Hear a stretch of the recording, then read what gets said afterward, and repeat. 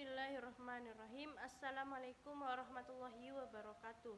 Kami dari kelompok 10 ingin memaparkan materi kami, yakni perkembangan moral dan spiritual peserta didik. Nah, pertama-tama saya berterima kasih terlebih dahulu karena telah memberikan kesempatan kepada kelompok kami untuk memaparkan materi pada kesempatan kali ini. Nah, sebelum kami memaparkan poin-poin dan penjelasan dari materinya itu, saya harap kepada teman-teman sekalian untuk bisa memperhatikan penjelasan dari kami agar kita sama-sama memahami isi dari materi, karena di sini kita sama-sama dalam proses belajar. Selanjutnya saya akan memperkenalkan diri terlebih dahulu ya. Saya Salihi selaku moderator sekaligus pemapar materi faktor-faktor yang mempengaruhi perkembangan moral dan spiritual peserta didik. Selanjutnya ada saudari Rival yang akan menjelaskan tentang implikasi perkembangan moral dan spiritual peserta didik dan pendidikan. Selanjutnya ada Asnilawati yang akan memaparkan tentang tingkat perkembangan moral menurut Kohlberg.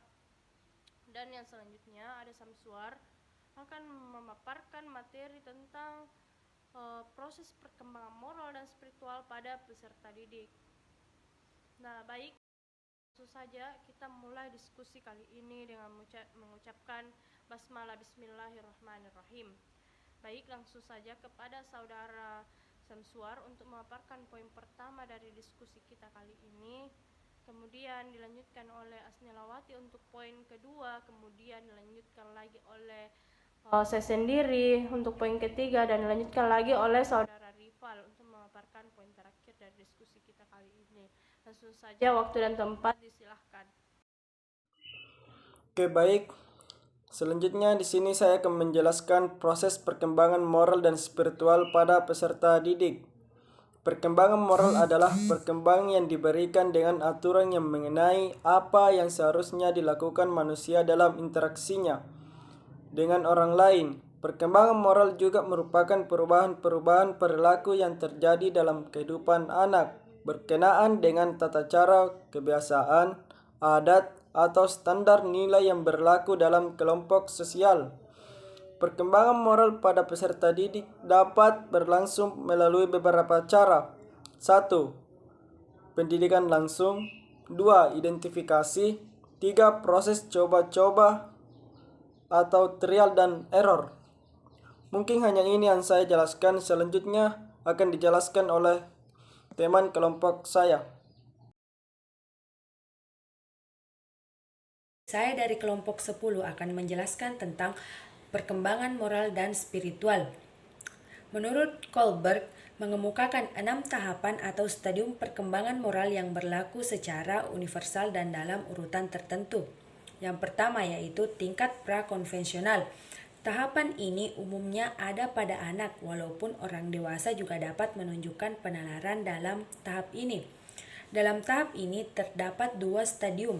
Yang pertama yaitu individu memfokuskan diri pada konsekuensi langsung dari tindakan mereka yang dirasakan sendiri. Sebagai contoh, suatu tindakan dianggap salah secara moral bila orang yang melakukannya dihukum.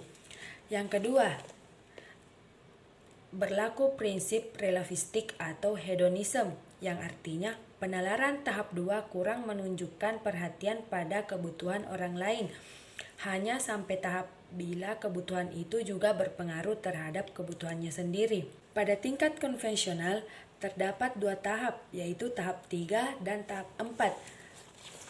Tahap atau stadium 3 meliputi orientasi mengenai anak yang baik. Maksudnya, individu mau menerima persetujuan atau ketidaksetujuan dari orang-orang lain karena hal tersebut merefleksikan persetujuan masyarakat terhadap peran yang dimilikinya, atau mencoba menjadi anak baik yang mulai menyertakan hal seperti rasa hormat, terima kasih, dan golden rule. Tahap keempat atau stadium keempat menjelaskan tentang tahap mempertahankan norma-norma sosial atau otoritas. Maksudnya yaitu penting untuk mematuhi hukum, keputusan, dan konvensi sosial karena berguna dalam memelihara fungsi dari masyarakat. Penalaran moral dalam tahap-tahap ini lebih dari sekedar kebutuhan akan penerimaan individual.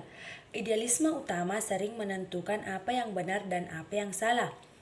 Seperti dalam kasus fundamentalisme, bila seseorang bisa melanggar hukum, mungkin orang lain juga akan seperti itu, sehingga ada kewajiban atau tugas untuk mematuhi hukum atau aturan. Tingkatan yang ketiga yaitu tingkat pasca konvensional, atau juga dikenal sebagai tingkat berprinsip. Dalam tingkatan ini terdapat tahap 5 dan tahap 6. Tahap atau stadium 5 menjelaskan tentang tahapan orientasi terhadap perjanjian antara dirinya.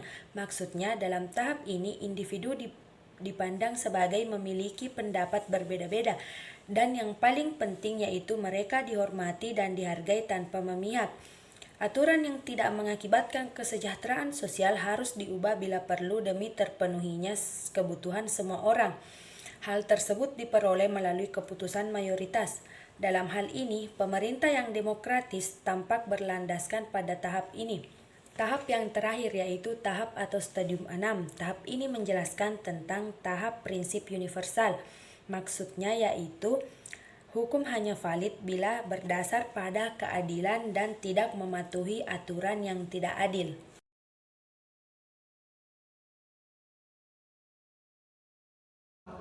Baik, saya akan menjelaskan pembahasan yang ketiga tentang implikasi perkembangan moral dan spiritual peserta didik pada pendidikan.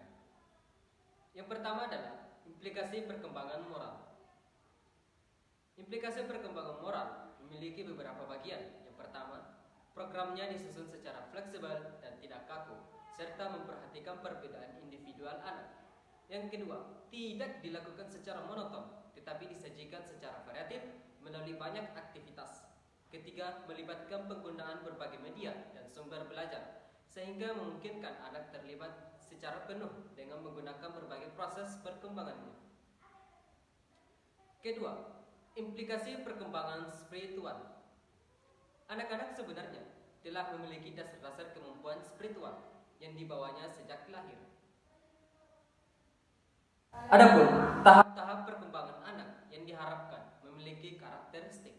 Yang pertama, programnya disusun secara fleksibel dan tidak kaku, serta memperhatikan perbedaan individual anak. Yang kedua, tidak dilakukan secara monoton, tetapi disajikan secara variatif melalui banyak aktivitas. Ketiga, melibatkan penggunaan berbagai media dan sumber belajar sehingga memungkinkan anak terlibat secara penuh dengan menggunakan berbagai proses perkembangan. Itulah pembahasan mengenai implikasi perkembangan moral dan spiritual peserta didik pada pendidikan.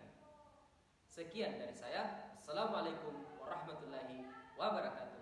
Salam.